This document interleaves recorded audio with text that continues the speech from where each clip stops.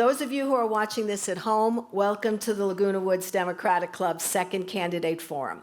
Our first forum featured the two Democratic candidates for Congressional District 40, where most of you live, Allison Munoz de Michelis and Joe Kerr.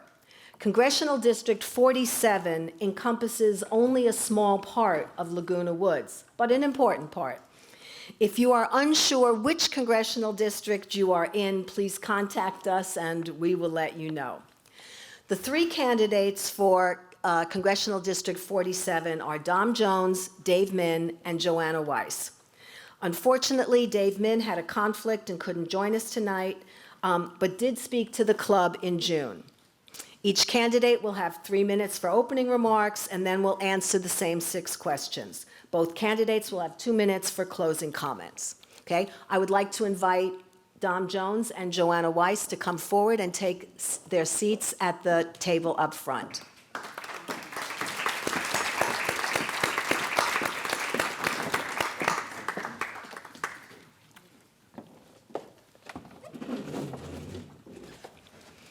As I said, I'm going to introduce them both, and then Dom will talk about herself, and Joanna will talk about herself, and then Jonathan will take over with the questions. Dom Jones is a social media influencer, entertainer, and TV personality who owns a fitness center. She is the co-founder of the nonprofit Democracy and the You Matter global movement, and a government relations ambassador to the UN Association. She is a member of the Democratic Party of Orange County's Central Committee and vice president of the Democratic Club of West Orange County. Joanna Weiss is the founder and past president of Women for American Values and Ethics Action Fund, known as WAVE, a working mom, award-winning litigator, and community organizer. She's a former adjunct professor at Chapman University School of Law and served on the board of directors of the Public Law Center for over a decade. She has won multiple awards for her legal and community leadership. And now Jonathan will take over, but first you will each have 2 minutes to introduce yourselves. Okay? So I will pass Jonathan the microphone, and Dom, you may start.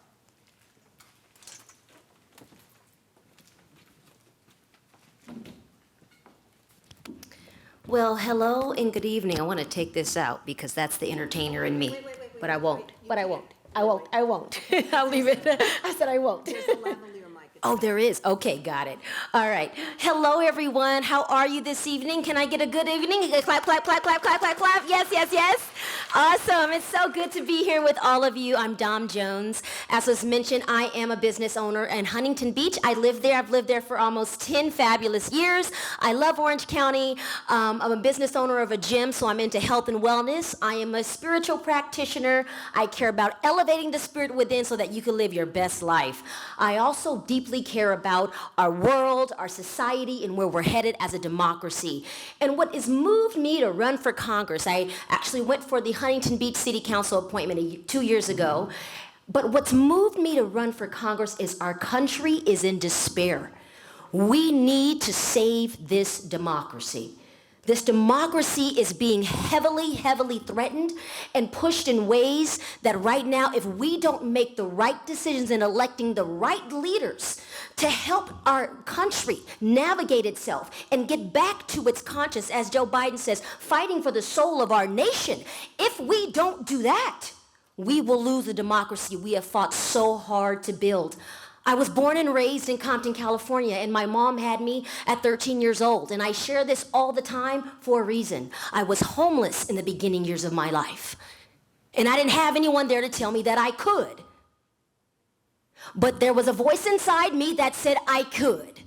So I fought hard, I persevered, I got straight A's, I graduated at the top of my class. I went to college, I applied to a bunch of colleges, got into many of them. I went to Minnesota, I was there for a time, majored in communication studies, became, and I heard someone mention earlier about their daughter with autism, a special needs student educator, something that means so much to me in my heart, and I continue to serve my community as I move forward. My full name is Dominique, short Dom, meaning belonging, to serve.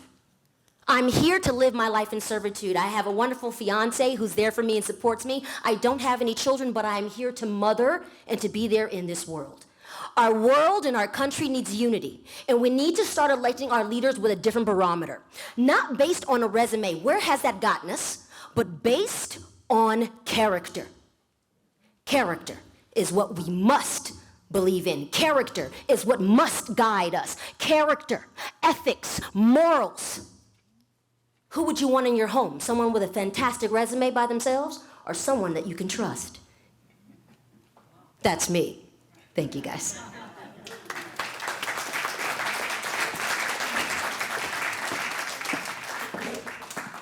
Good evening, Laguna Woods. It is such an honor to be here with you tonight.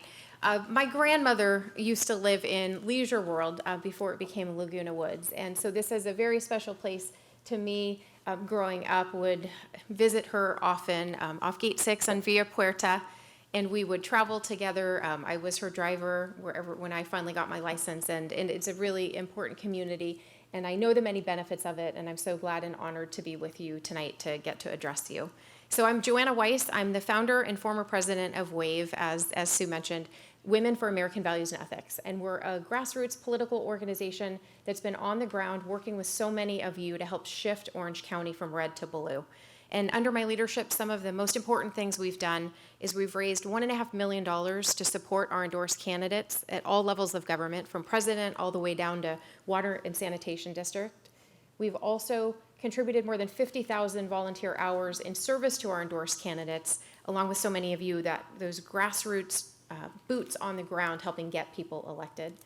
So a little bit about my background. My dad was a naval flight officer who served in the Vietnam War, and my mom was a public school teacher who taught special needs students.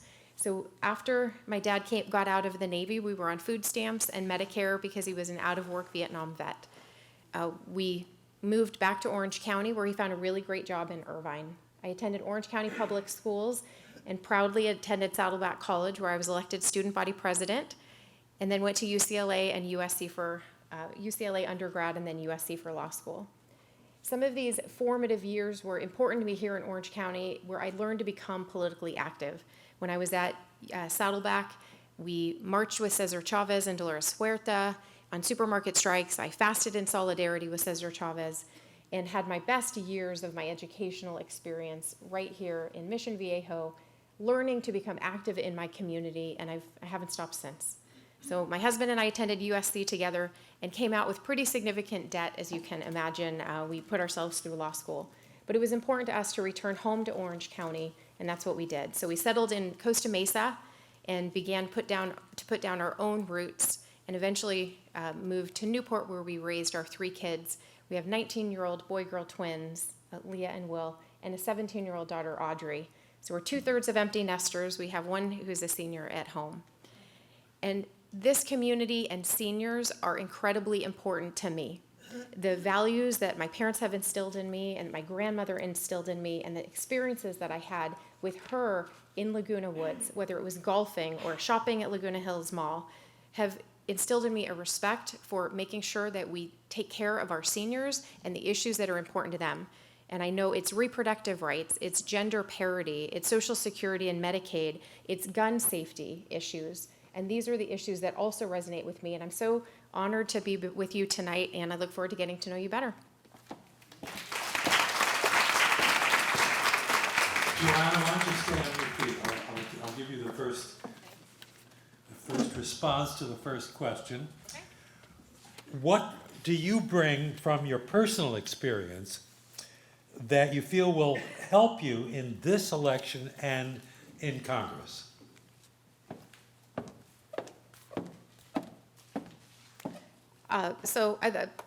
Thanks for the question, Jonathan.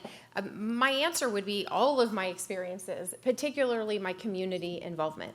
So I mentioned I was a student activist. One of the issues we worked on was college affordability. When I was the president at Saddleback College, we traveled to Washington, D.C. and Sacramento, working on legislation to keep community colleges free and four-year universities low cost. Some of the other work that I did was working with labor in order to make sure that working families were provided for and that we had livable wages for working families. When we moved back to Costa Mesa after law school, one of the first things I did was become chair of the Orange County Bar Association Pro Bono Committee, so I could give back to the community that gave so much to me. So I was doing about 200 to 500 hours per year of pro bono legal work, working with domestic violence survivors living in Interval House, or actually helping seniors in then Laguna Leisure World, now Laguna Woods, working on wills and estates issues and conservatorships with seniors down here through a partnership with Public Law Center. But I bring with me this lifetime of experience of working with people and helping people, and much in that same vein, after Trump was elected, invited a group of friends to my house to form a political action committee so that we could fight for democracy here on the ground in Orange County. So that's what I bring, is my lifetime of experiences in my organizing, my activism, my legal work, and my commitment to Orange County families in our country.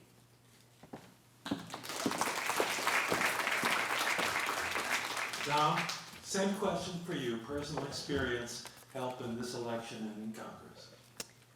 Well, my personal experience is that I am an ordained minister, and I served as a missionary for over 13 years. And I traveled our country and the world helping people how to live better lives and how to make their lives richer. Also, too, I have experiences in organizing in my activism. I'm a civil rights activist. I care so deeply about being out there on the streets, marching, standing up for what's right, for equity and equality and women's rights and inclusion for all. And I deeply feel that my ministerial training has brought me to a place where I'm a unifier. See, that's what I stand for. I stand for unity, and I stand for acceptance and non-judgment. I stand for, in Congress right now, where our legislators aren't legislating, they're fighting. They're fighting and they're not doing what they must do and they need to do, which is serve our best interests. But why? It's because they are so extremely hyper-partisan and no one's willing to come together. No one's willing to balance. In a marriage, and I've been married before, can you get everything your way? Sometimes somebody tries, right? But the reality is you can't. And if you think you can, the marriage will break down. Our country, a part of what's happening is we're breaking down. So I bring the ability to unify our country, to help work alongside, not just me, I'm just a mere vessel, but to walk alongside others and say how we can do it. Being a government relations ambassador for the United Nations, starting a nonprofit organization called Democracy that spans the entire country, running the You Matter Global Movement as well. All these are unifying organizations. I am the unifier, and that's what I will do.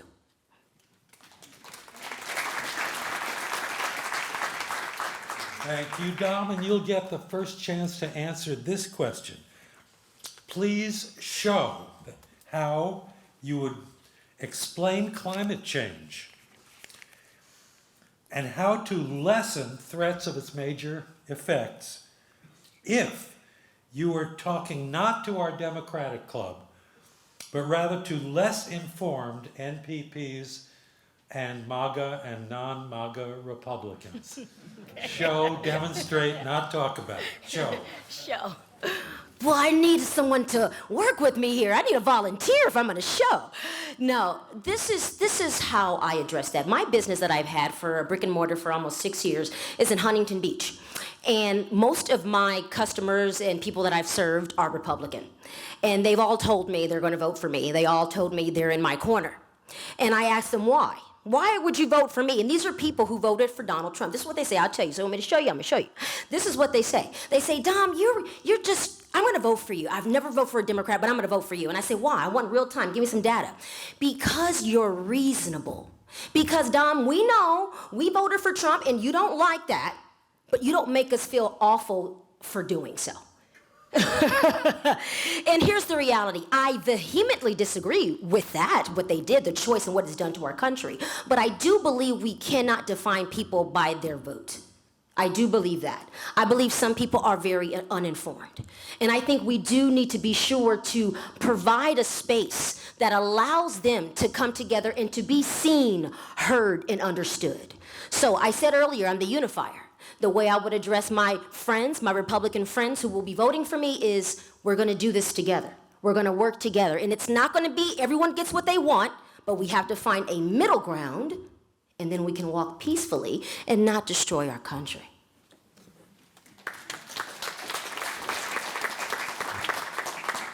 You remember that long question, Joanna, don't you? I do. Okay. I think I'll try to wing it, John. Thank you. So one of the reasons WAVE is named WAVE is because I'm a surfer, and my dad and my husband are a couple of my favorite surf partners. So clean oceans are incredibly important to my family and to me. When it snowed in Orange County a couple of months ago, my 17-year-old daughter came home from school, and I asked her, was it fun having snow on campus today? And she said, no, Mom. It actually frightens me. It lets me know climate change is real and it's already happening. So that's one of the ways I would show Republicans and NPPs and MAGAs that this is a real issue. We see it. If a 17-year-old can come home and instead of having enjoyed the snow, she's experiencing the climate change right here. And that's one of the ways I would show her.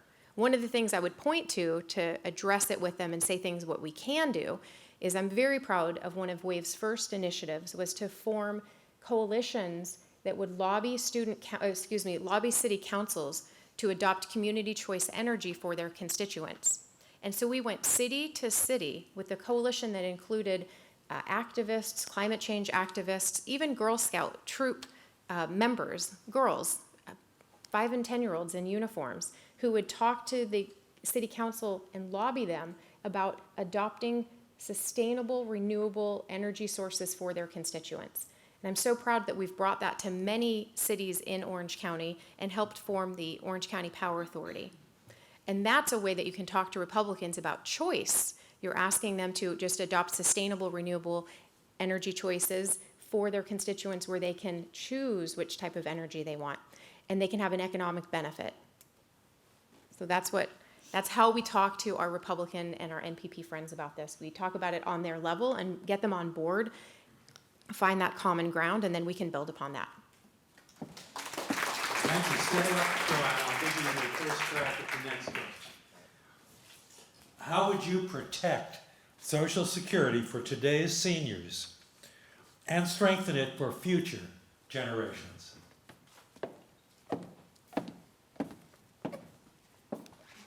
So my parents are here tonight, and they're in their 80s. And I have seen firsthand how Social Security has helped them. Social Security, and I would add Medicare, that these are two programs that I am committed to fighting to strengthen and defend. My dad went through chemotherapy for lymphoma over COVID. And without his really great supplemental Medicare plan that I know they pay a lot of money for, but they would have been bankrupted if they had had to pay out of pocket for all of the treatment that he received for that. And Social Security lifted 15 million seniors up out of poverty during the pandemic. And more than half of today's seniors retire without any life savings. We need these programs, and I will fight to strengthen and defend them. I will find partners that will do that with us. This is an important issue, and we need to think of not just today's seniors, but our future generations, our future workforce. Social Security is a commitment that we've made to them that I will fight for tooth and nail to make sure that we don't undercut these programs, that we fully fund them, and we make sure that not just our seniors for today are taken care of, but my children and our grandchildren.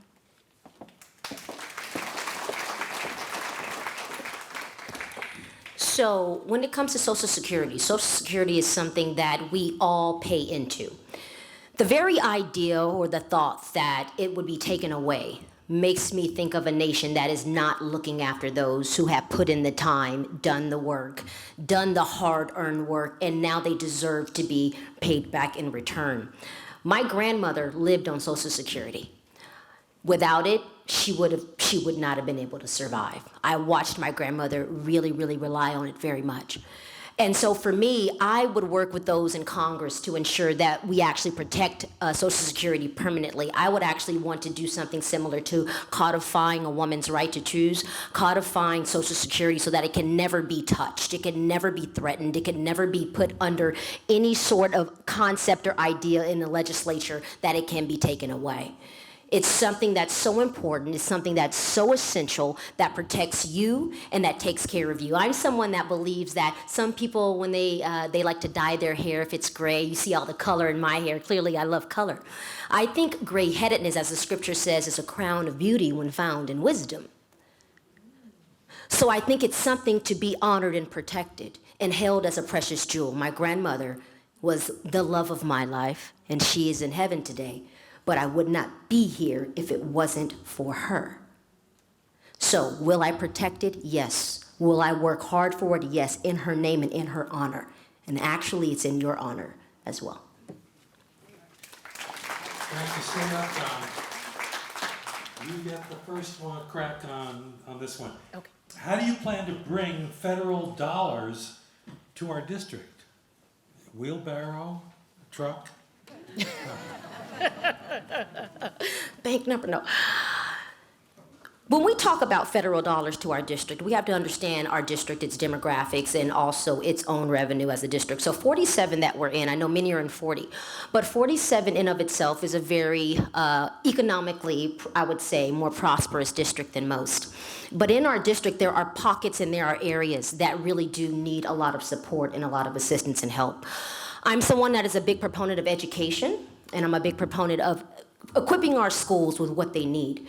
Being a special needs student educator, what I have seen is that federally, what has been promised, for example, to help our special needs children, autistic children on the spectrum, children with spina bifida who are in school, less than 14% has been delivered on that. So I'm someone that really believes that we can get federal funds into our district through education to help our communities that are located in areas of pockets of Costa Mesa, pockets of Huntington Beach as well, to ensure that those young ones are getting the proper access to the education that they absolutely deserve. Another way that I would also work on bringing federal funds to our district is working, again, alongside those who I've worked with who are currently in Congress, for example, Katie Porter and others that I know, and that when we work together and we strive to, again, cross party lines is something that I'm very big on, because while we are Democratic, we know this district has a history of being very Republican. So it's very important to work with those who are Republican as well as those who are Democrat and in between, so that we can bring the federal funds that we need here, so no one feels as if anyone is being improperly weighed as more important, another's issues more important than the other. So again, you'll notice and you'll hear a theme from me over and over again, and I will answer that question about the environment, but that unity and coming together, that's where we're at. These issues are important, but where we are at right now in our country, and what I'm hoping you're hearing, is that we need more. We need more right now. And that's what I'm bringing to the table. So I know this is a crowd that really cares for Katie Porter, as do I, and I think she's done an amazing job in the legislature. One spot where we differ is that I do support earmarks, and I would bring back federal funding for the 47th district to fund certain projects. And she has really great reasons on her integrity why she chooses not to, but this is one spot where we would differ.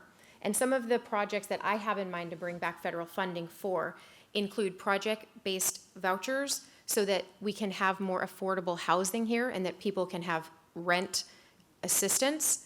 One of the other issues that I find as far as climate change is these above-ground electrical poles through Laguna Canyon Road that pose an extreme fire threat and environmental hazard to many of our homes here. And we need to get those electrical poles undergrounded. And currently the Laguna Beach residents have been asked to spend that kind of money themselves. But I believe we can bring back federal funding to get that done before we have a catastrophic fire like the Maui fires or, say, Paradise, California. Another way that we can bring back federal funding to support Orange County is with our schools. We can bring back federal funding for our public schools to address mental health issues and anti-bullying, anti-harassment programs. So those are three different areas that are incredibly important to me, especially the affordable housing and bringing back projects and approving them. And I'd like to point out, I'm incredibly proud to have the endorsement of Supervisor Katrina Foley, as well as Assemblymember Cotty Petrie Norris. And we look at it as the opportunity for us to partner at the federal, county, and state level in order to address specific topics that need a coalition among those three levels of government in order to make really great change in some of our big issues like homelessness, the unhoused community, and affordable housing. Thank you. Thank you. Stay up, Joanna. You get the first shot at this one. Republicans today surely ain't their father's GOP. Not even their older cousin's GOP. Please describe today's GOP. And how specifically will you tell voters what the GOP has really become? That's a fun question, Jonathan. Thank you for that. If I have to describe the GOP, there's a couple of words that come to mind that Jonathan and I talked earlier tonight. Fascism is a word that we were addressing beforehand. Another word I think Janice brought up in her remarks was anti-democratic. And I really think that the GOP, again, has, as Jonathan mentioned, really lost their way. And they have become a party that is virtually unrecognizable to Republicans who adhere to those values that they had back in the 70s and the 80s when my dad was still a Republican. And when people thought that being a Republican meant fiscal conservatism, a respect for conservationism, a healthy respect for women's choice. But the Republican Party has really lost its way. And the way I would exploit this next November is to just show them, you don't have to tell them, you can show them the MAGA extremism that Scott Baugh represents, my opponent on the Republican side in 2024. He is a MAGA extremist against women's choice in all instances. He has 4 felony indictments and 18 misdemeanor indictments for various campaign fraud violations. He is not living the values that the Republican Party used to adhere to. And we can show voters that this is not a party that has their best interest in mind. It is not the party of working families, and it's not any longer the party of the 47th District. They're ready to stay in line with Katie Porter and elect another Democrat to hold this seat.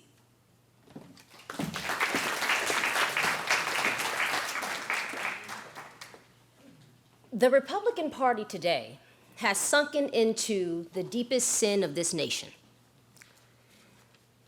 It's the sin of not recognizing history, not understanding where we've been, and where we are going to go if we do not change our pathway.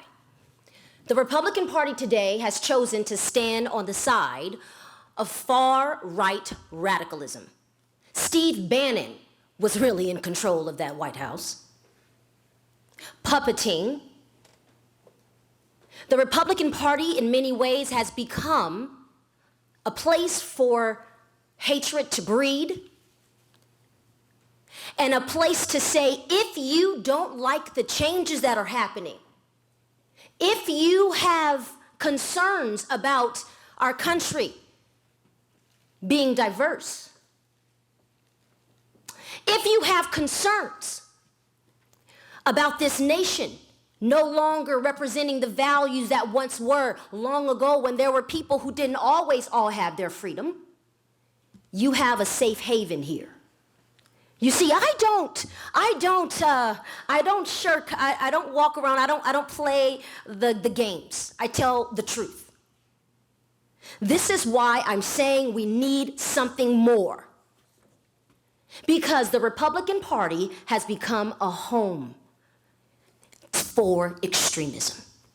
And it is the far right wings of our party, right now, of the Republican Party, or pardon me, it is what's pulling this country down. Now, I'm not saying all Republicans. I'm not saying conservatives who are fiscally conservative, as Joanna mentioned earlier. I'm not saying that. I'm talking about people who don't want to see America advance and progress.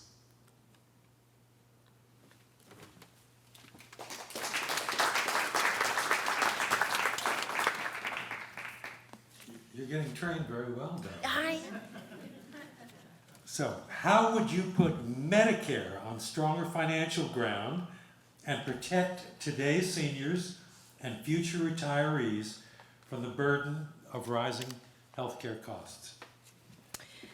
So I am a proponent of Medicare for all. Who in here is? Can I get a hands on that?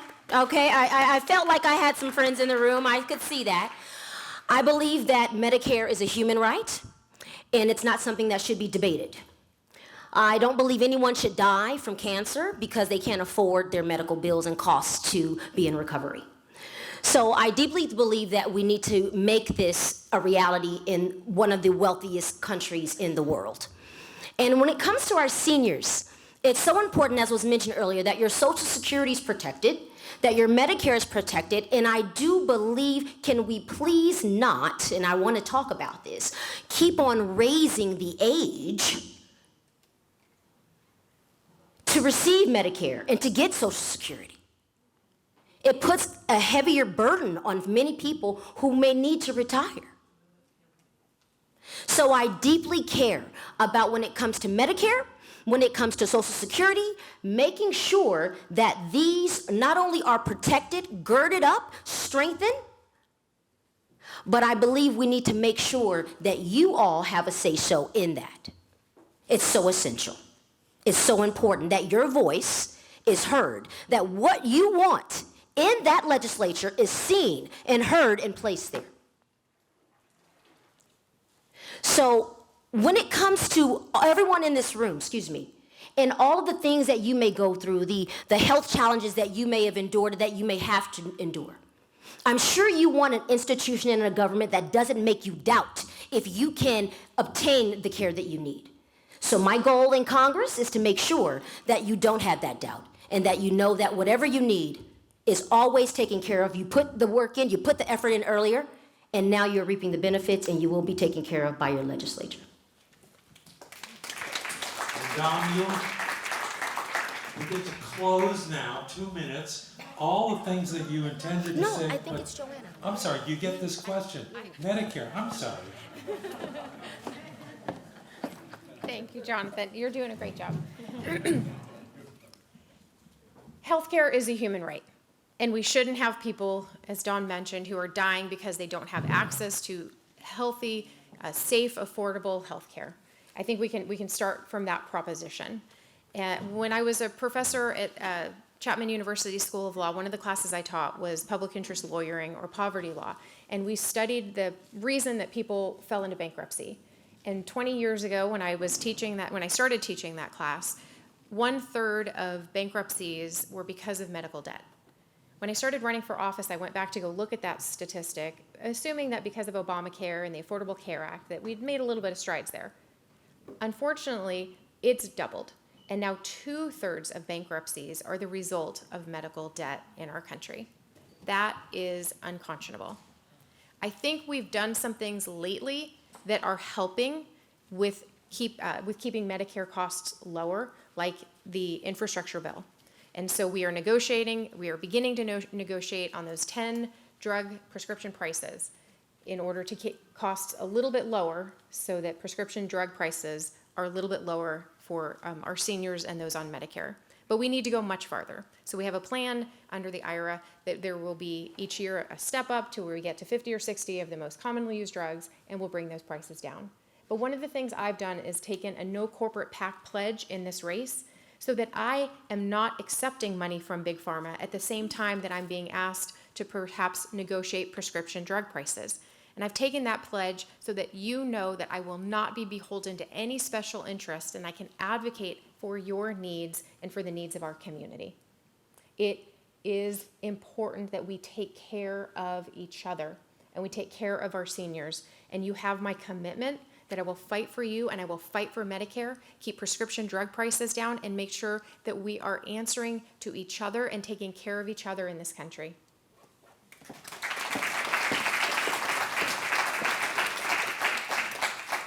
As I was saying, Joanna, you get to do 2 minutes now of everything you intended to say before but didn't. Now is your chance. So it's an honor of a lifetime to be running for Congress and to be able to talk to future constituents about the things that are most important to me. And one of the things that I wanted to make sure that you knew was that I would always have an open door policy.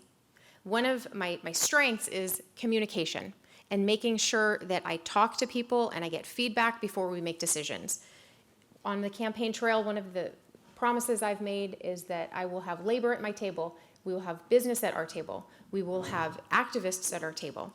We will build a coalition in order to make change together and to get the input from the people who will be affected by decisions. We'll have students at our table. But I think it's important that we begin this dialogue and start it now. And I invite you to join our team, JoannaWeissForCongress.com. And I would like to continue this dialogue so we can engage with one another and make sure that we're moving forward as a country. As Dom mentioned, we've never been more divided than we are right now. I'm running to bring common sense back to our country. I'm running for women's rights. I'm running to address our environmental crisis. I'm running to protect Social Security and Medicare. I'm running to make sure that gun violence is no longer the #1 cause of death for children and teens. These are the issues that are important to me, and if they're important to you too, I invite you to come on our team, canvass with us, lace up your sneakers, and let's get out and win the 47th and make sure we keep this seat blue next November. Okay, Don, your last 2 minutes, close. So, as Joanna stated, it really is the honor of a lifetime to run for Congress. I'm truly humbled and grateful from my heart. What I want you to know about me is that I am someone that really has a broad view.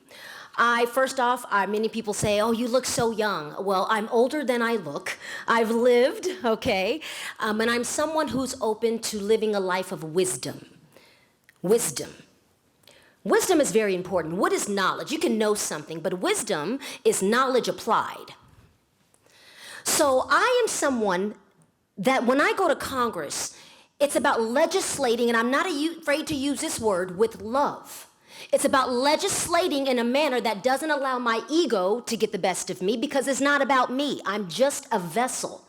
I'm just a means by which we can help our country and help our nation move forward.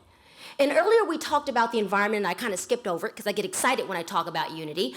But when it comes to the environment, I do want to mention that I am someone that believes in investing in our environment is an investment in our own investments. We live here, I live in Huntington Beach, and in 47, it's all along. It's Laguna, Seal Beach, Newport Beach. And down there, we have the beautiful ocean line. And we recently had an oil spill recently in Huntington Beach.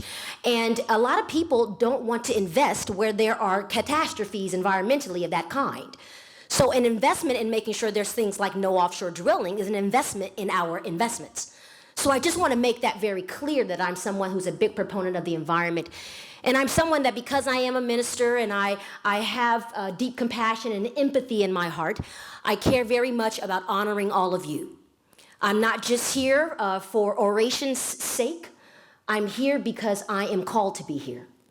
I'm here because I'm called to make us remember that we all are the same. My heart beating inside my chest will also beat inside your chest. We are no different. And I'm going to bring more equality and more equity and more inclusion and more unity and more love. And also bring Orange County the opportunity to elect its first ever African American in its entire history.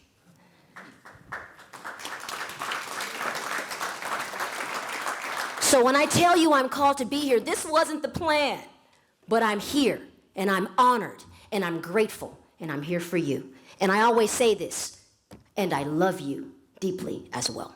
Thank you. We're honored and grateful to both of you for running and for coming here and participating. Another hand for the two.